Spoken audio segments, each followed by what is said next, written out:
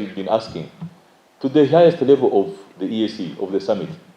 It is people-centered, private sector driven. So we said, if we, the private sector, are drivers, where is the steering and where is the seat? And are we in the seat?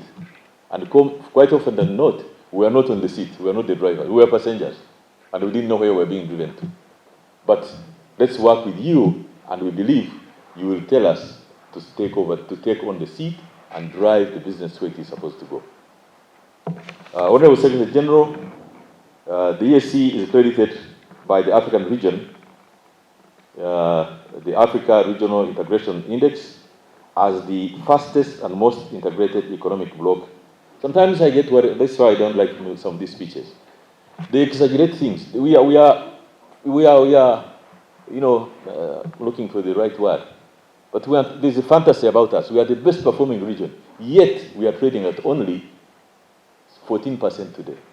In the recent past, we are trading at 16% as a region. Today we have dropped back to 14%. I heard acting ED saying we have grown to 14%. You can't grow to 14%. After 20, we celebrated anniversary recently.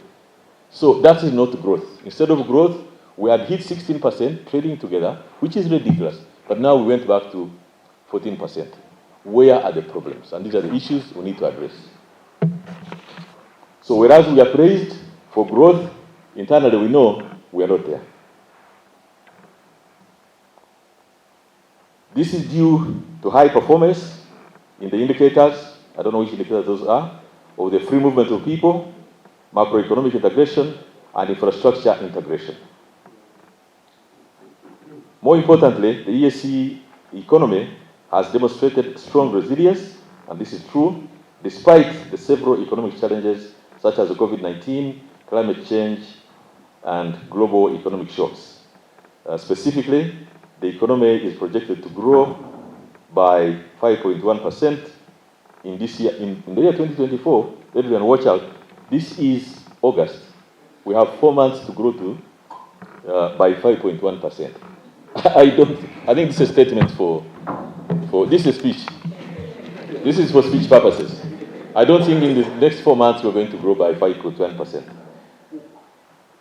The region has also registered significant milestones under the customs union and common market, notably the establishment of the institutional framework of EAC Customs Management Act, implementation of the single customs territory, SCT, the adoption of the fourth band of EAC common market labor and persons, and the partial liberalization of the 7 agreed service sectors with commitment to negotiate the remaining 5 sectors. I think this is with CET.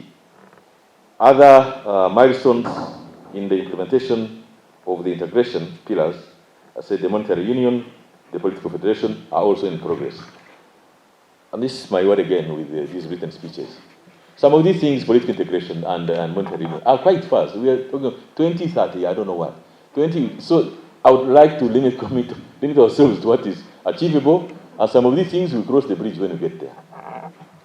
So again, these milestones are so beautiful in the speech, but the challenges are more than the milestones. Clearly the challenges, including our self-inflicted challenges.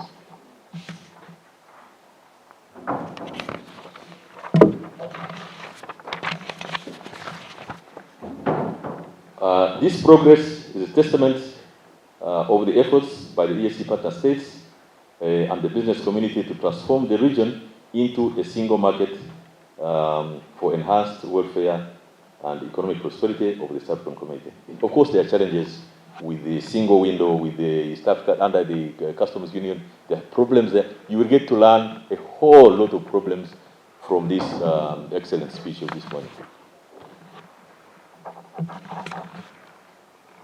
A higher level of regional economic integration provides an enormous opportunity to promote economic and social development in the EAC.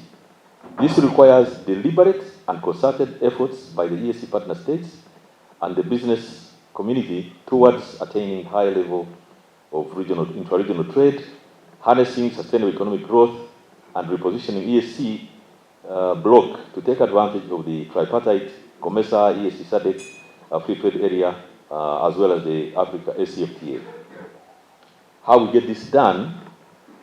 In theory, we have signed the tripartite recently, SADC, EAC, and COMESA. These organizations have existed for the last 25, 30 years. And we're only signing a tripartite in 2024, after 25 years. So possibly we'll need another 25 years to see them working as a tripartite, or how long shall we, now that it is signed, and shall it happen in our time or past our time? What is going to happen?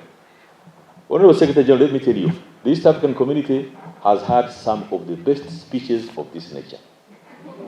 It has had a couple of studies to unlock the performance of things. So many. It has had intellectuals. This region has so many interesting intellectuals with so much knowledge written in cupboards. Everything is in shows. And we wonder, with all this knowledge, with all these documents, with everything, how far are we going to go writing these documents, making good speeches? I tell you, if we open up the speeches today, we'll have the most beautiful speeches across the region. But if we go to action and tick what has been done, the list starts going lower. What is the problem? That's what we need to address. Elimination. For EAC to sustain its effective integration process, EABC strongly recommends addressing persistent business concerns and creating a predictable and business-friendly environment for trade and investment. More specifically, we recommend the EAC Secretariat to champion the following. Again, I get worried about this form of speech because some of these things are supposed to be done by us, the private sector. Now, when we say we request the Secretary General to do this, we probably should ask for a partnership. We deploy our own energies, and possibly Secretary General comes in to knock the doors that we think are complicated for us. Otherwise, if you request the Secretary General remove these barriers, some of the barriers are self-inflicted. Some of them are done by us, made by us, despite the fact that 7 years ago we signed the Code of Conduct for the region as a business community. We signed the Code of Conduct in Arusha here and agreed that let we, the business community, not undermine the efforts we are making. 3 months down the road, everything changed. So the problem sometimes lies more with us than other agencies. So one is the elimination of persistence and recurring non-tariff barriers. Under partner states to eliminate, urge the partner states to eliminate a whole long list of NTBs and expedite the ratification of the amended EAC Elimination of Non-Tariff Barriers Act. Now, tariff barriers, NTBs, have been a problem, persistent problem. Every chairperson of the community, as far as I remember, the last 5 chairpersons of the East African community have been presented with papers, very nice papers about NTBs. NTBs were settled, resolved to a certain extent, but every time we resolve 50, 25 new ones are born. And this is the biggest challenge, that we solve 50, 25 are born. So we are never at a point where we have solved all the non-tariff barriers. And some of these, again, are self-created at national level and at regional level sometimes.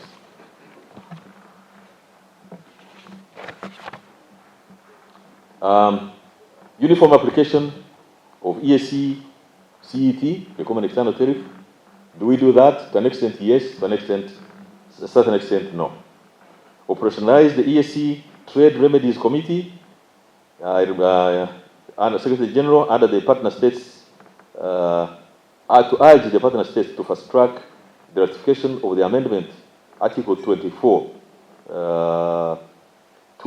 of the EAC Customs Union Protocol on the establishment of the Trade Remedies Committee, which is in charge of handling the disputes. As far as I remember, when I was Secretary General, the Trade Remedies Committee, the protocol on this and the discussion has been shelved for the last 7 good years. And remedies, every time we bring up the discussion on trade remedies, this discussion dies immediately. Meaning, there are parties within us that have no interest in seeing the trade remedies implemented. Discussion has been, I remember this particular, We have discussed it for the last 7 years. Adrian, I think I'm correct on that. The last 7 years, it has not moved an inch.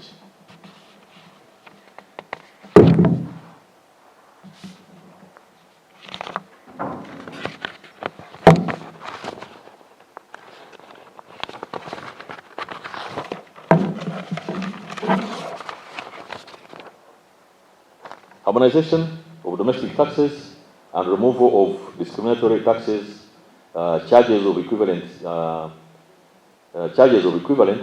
effect and fees. So we need to urge partner states to eliminate discriminatory taxes and charges of equivalent effect imposed on EAC originating goods as they contravene the EAC Customs Union protocol. Clearly, without going into every detail, the Customs Union protocol is not respected. Very simple, long and short of the story. There is so much to be followed, but no, people don't respect it. When we go back to our respective countries, we pick and choose what we should follow and what we shouldn't. And it kills the spirit, it kills the practice.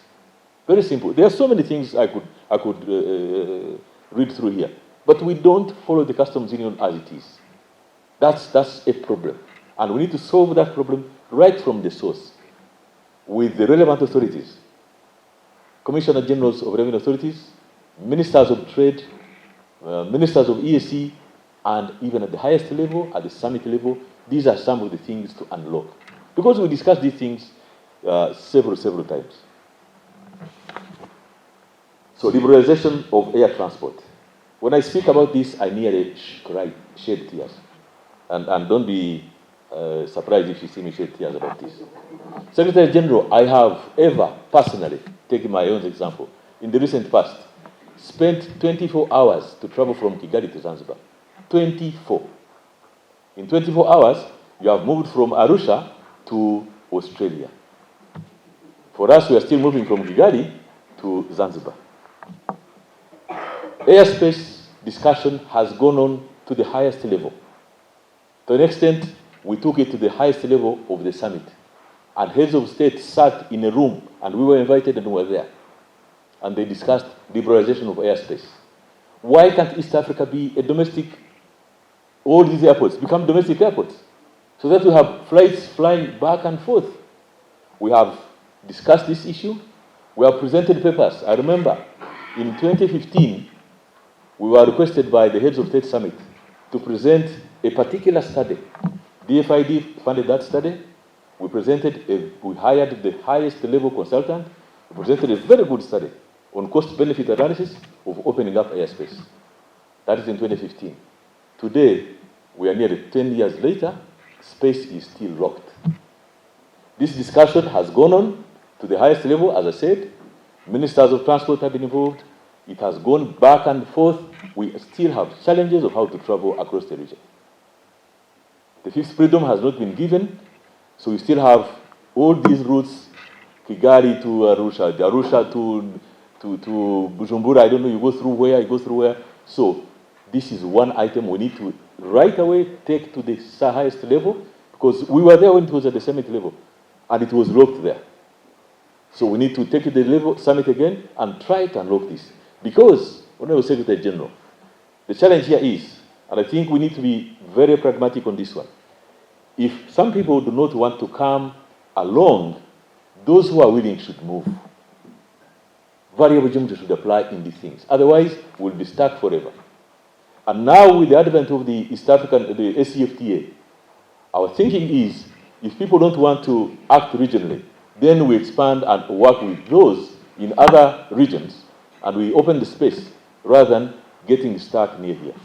But it's an embarrassment that as a region, we have failed to domesticate our airspace. So the cost of tax of tickets, you went to Kigali recently, you travel across the region, you know the cost of a ticket today, it's still sometimes $800. From these destinations, $800. Bujumbura to Arusha, Kigali to Nairobi, sometimes tickets are as high as $800. It is ridiculous. It's a shame. Then finalization.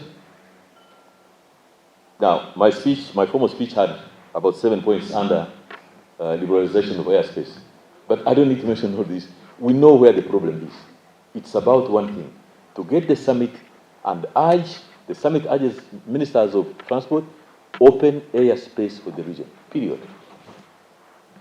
Then finalize the liberalization of all trade in services.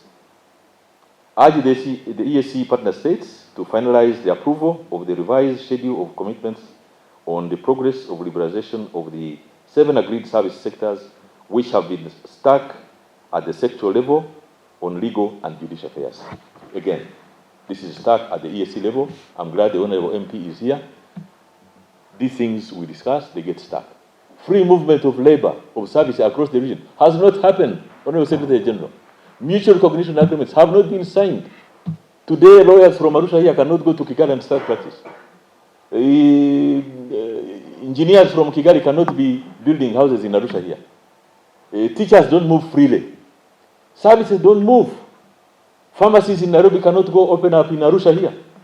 It doesn't happen. To an extent that we still, last night I thought it had changed actually. I had to use my passport to come to Tanzania. Despite the agreement several years back that let's cross these borders with an ID. So when I go to the border, I created my ID with the same passport. And I said, but it's the same document. They said, no. For us, the Bible is the passport. So these are things that are ridiculous to the region. Honestly, ridiculous.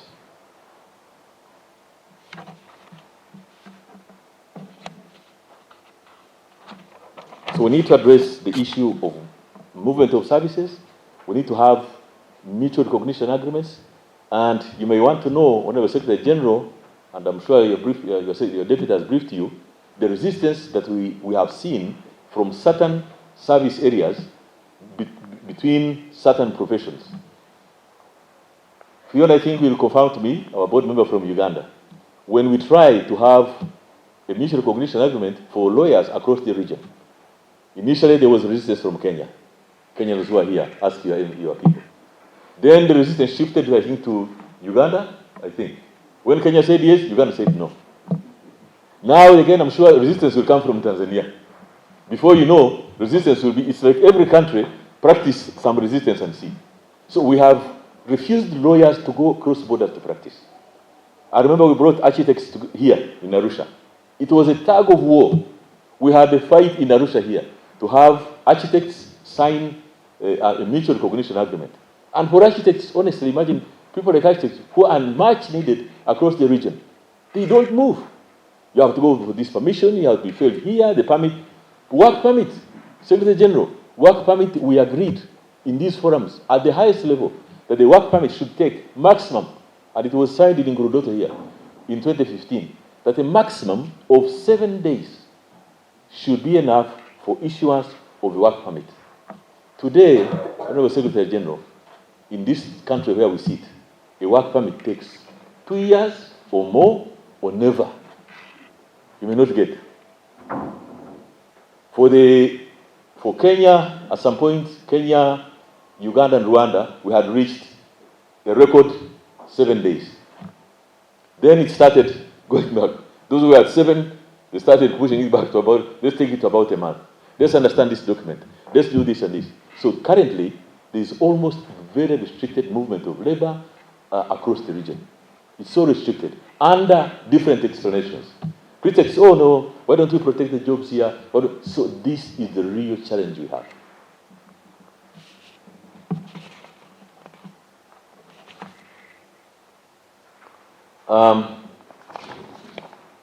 Then we need to initiate the commencement of a negotiation for liberalization of the remaining unliberalized 5 sectors, which are energy services, environmental services, health and social services. You can imagine things like health. They're not moving freely. And we need these doctors across the region because sickness knows no border. Instead, we are happy to fly to India. We are happy to fly. I think the flight contributes to recovery. I don't know. But we are happy to fly to distances and pay more money rather than come for services in our own region. Why don't we attract all these doctors we find in India? Why don't we bring them here? There's no regional hospital. Region like East African hospital. East African Center for Cancer Treatment. But we are happy to go to look for cancer medicine in India, several miles away. Why? So those areas, health and social services, construction and related services, recreational, cultural, and sporting services. Sporting maybe have done well, but a few other areas, things are not working. Implementation of the EAC commitments by the new EAC partner states. We commend the EAC heads of state for their efforts to widen the EAC integration process by adding the Republic of South Sudan and the Democratic Republic of Congo. We therefore urge the Secretariat to mobilize support which enables the newly joined partner states to fully implement their regional commitments. But on this one again, and I'm glad the Honorable MP from Yala and South Sudan is here. In Ngurudoto, in Arusha here, in 2016, I remember, if I'm loose, I think you are the ED or something. In 2016 or 17, South Sudan was signed on board. We sat in here in Arusha with. This is 2024, and there's no board member here from South Sudan. We have tried our level best as business council. We have gone to Juba, we have gone to where we've tried to engage, to pull our brothers from South Sudan. But 1 year, you are dealing with one chamber. Another year, there's another chamber born, and you are dealing with it.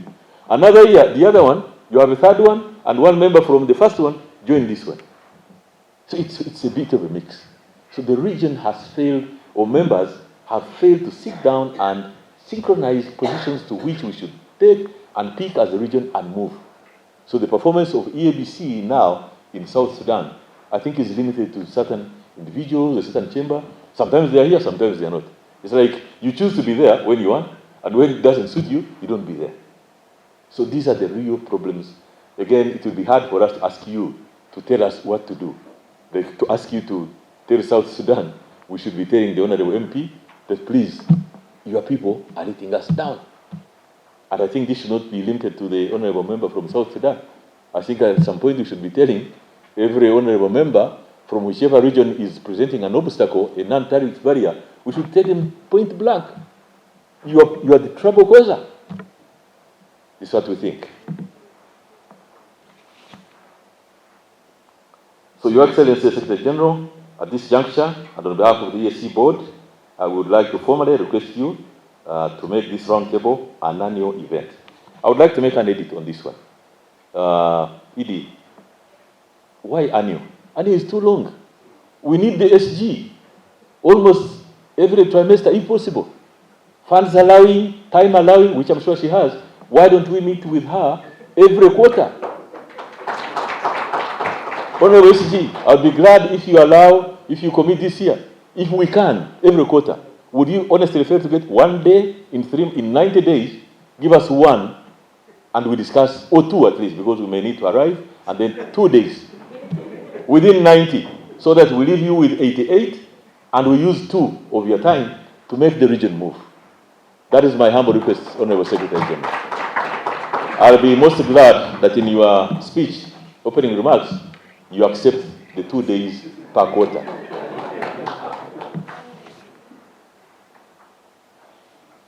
So in line with the EAC Council of Ministers directive, we look forward to participate in the EAC Head of State Summit and engaging the EAC Council of Ministers prior to the summit.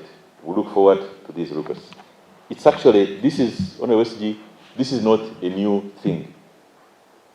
Back in 2016, back in 2017, we requested the summit to always give us a seat at the table. And the summit studied our case, and they said, why not after all? Why do we discuss issues of the private sector, and they're in the room, and some person is speaking for them? Who was this person speaking for them? The Minister of Trade sometimes, or the Minister of EAC. And sometimes, these officials would not know exactly what we want to convey. So we pushed the highest level. We asked the summit, can you give us a seat? And they gave us a seat. It was a struggle. My comrade Vimal Shah will recall it was a big struggle because some technocrats in government were so resistant, like, where are these private sector going? Can't we represent them? But why are you representing us? We are here. And it is us who make the region move. Why don't we present our issues themselves? So they gave us a seat anyway in every summit. We are always present. We walked in, our seat was there, not just for one person, but the East African Business Council was represented by about all the vice chairs from different countries, and we had where to sit, and we had an allocation in the timetable. It was regular. When did it die? And that's why I want to conclude my speech with it. What happened to it? The past Secretary General and the past Secretary General, it died during the past. It was buried during the past. And I would like to see this resurrect at the present.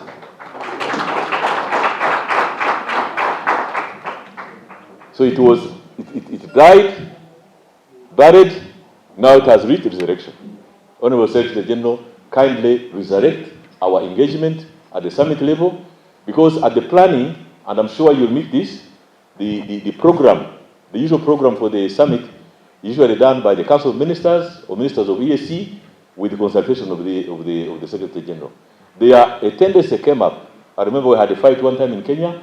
A deliberate effort by a certain minister to say, we have a short time, EABC shouldn't participate. And we say, but why? Why shouldn't we participate? We are here, we traveled for this purpose, they expect us. They say, no, we shall speak for them. So our request is, on the agenda of every summit, let us be there, let our seat be there, let us present our issues in a short way. We are fully aware that the time is usually short for the summit, but it can't be too short for the private sector, because we are the driver. We become contradictory. The private sector is the driver of the region. Then when you come to the summit, you say, no, there's no time for the driver. Then what exactly are you doing? It is misnaming. It is private sector driven, but you say, no. So kindly, SG, whenever there is a summit, allow us, create us our seats, number one, let us be there, and let us be on the program so that we articulate our issues, and hopefully, piecemeal by piecemeal, we shall achieve certain things under your direction and guidance. I thank you very much, Honorable Secretary General. I'm more than happy that we are with you today, and we can't wait to see this engine moving faster in during your term of office. I thank you very much.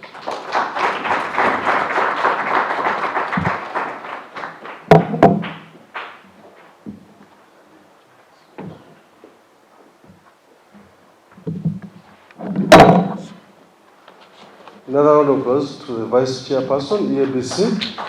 Thank you so much. NTBs 50 removed, 25 created. 24 hours from Kigali to Zanzibar. Work permits, 2 years or more or never. We are happy to fly to India for treatment. Oh. So, the request from EABC, SG, you have started with the private sector, move along with the private sector. Everything will move on smoothly. With that, I would like to invite the Deputy Secretary General in charge of Customs, Trade and Monetary Affairs to give her remarks. Then in the process we invite the Secretary General also to give her remarks. Yes, Georg.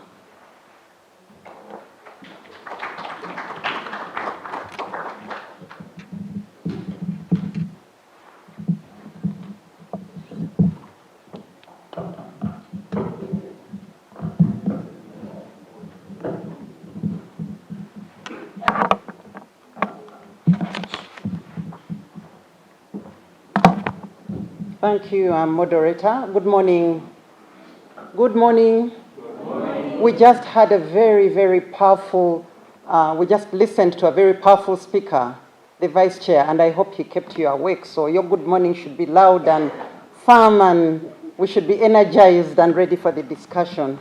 I don't have long remarks to make. I think my responsibility will be to invite our Honorable Secretary General. However, before I do so, I will make 3 key points. I sat in the morning next to the Vice Chair Carrera, and I suppose he read my notes because some of the points he has raised I had noted down. Nevertheless, I will repeat.